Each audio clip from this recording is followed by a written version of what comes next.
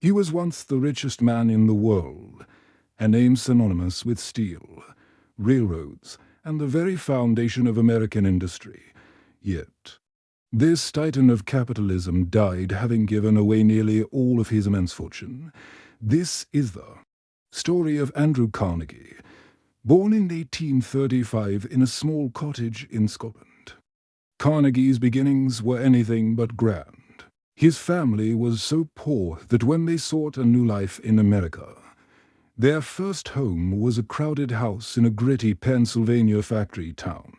At just 12 years old, while most boys were in school, Andrew started working. His first job in a textile mill paid him mere cents a day, a grueling existence for a child. But Carnegie possessed a rare, burning fire within him, ambition. He refused to let his circumstances define him. In his spare time, he devoured books, teaching himself to read and write with a fierce determination. He studied business, hungry for knowledge. This drive quickly propelled him from the factory floor to a job as a telegraph messenger. But Carnegie wasn't just delivering messages. He was absorbing information. He memorized the addresses of every major business in Pittsburgh, learning the intricate web of commerce. He impressed his bosses with his incredible speed, sharp mind, and relentless work ethic. Then came the moment that changed everything.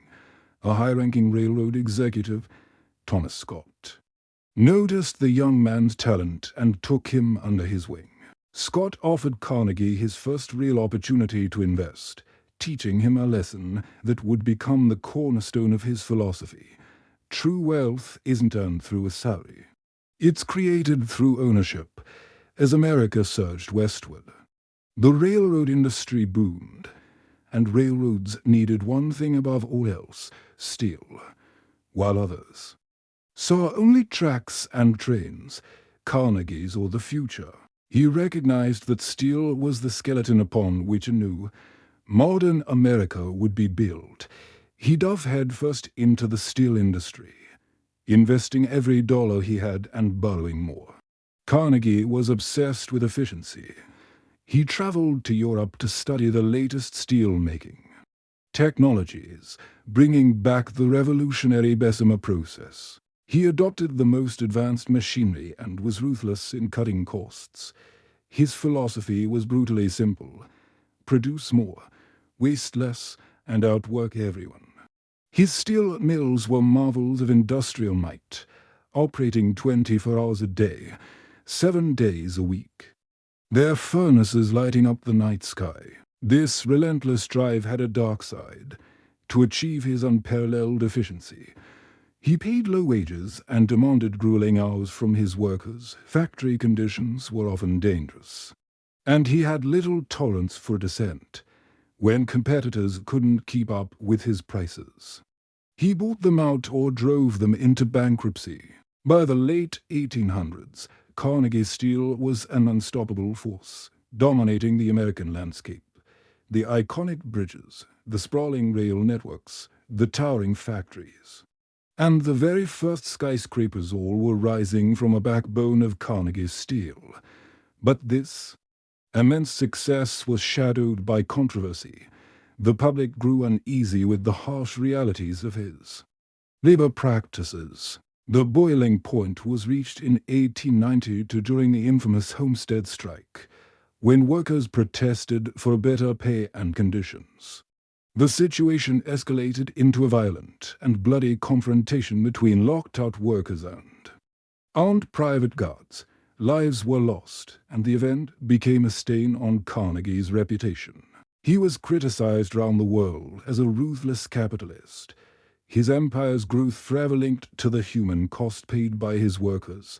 Then, in 1901, at the pinnacle of his power, Carnegie did something no one expected.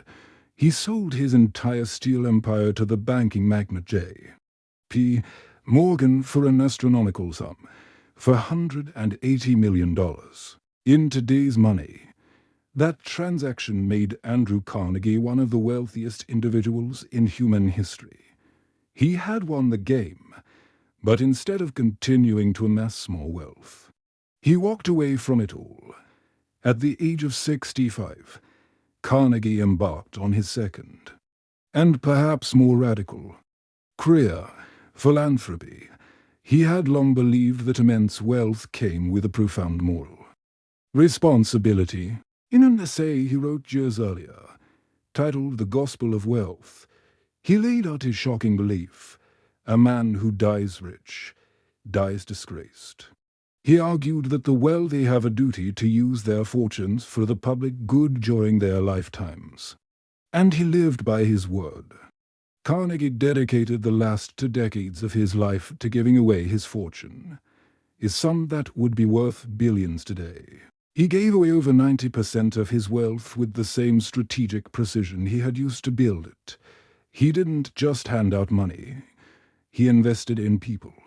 He funded the construction of over 2,500 public libraries across the English-speaking world, believing that access to education, the very thing that had lifted him from poverty, was the ultimate key to opportunity. He founded universities, including the renowned Carnegie Mellon University. He built schools, established scientific research centers, and erected magnificent concert halls. Like New York's Carnegie Hall, he created foundations to promote international peace and advance knowledge. His impact was staggering, and through Carnegie's life was a story of incredible contrasts. The poor immigrant boy who became the king of steel, the ruthless industrialist who was also a visionary philanthropist. He built the very steel that forged modern America. And then he gave his fortune back to the world, shaping its cultural and educational landscape for generations to come. He didn't just build an empire. He challenged the very meaning of success. Thank you for watching. If you found this story inspiring, please like, subscribe, and share. We'll see you in the next video.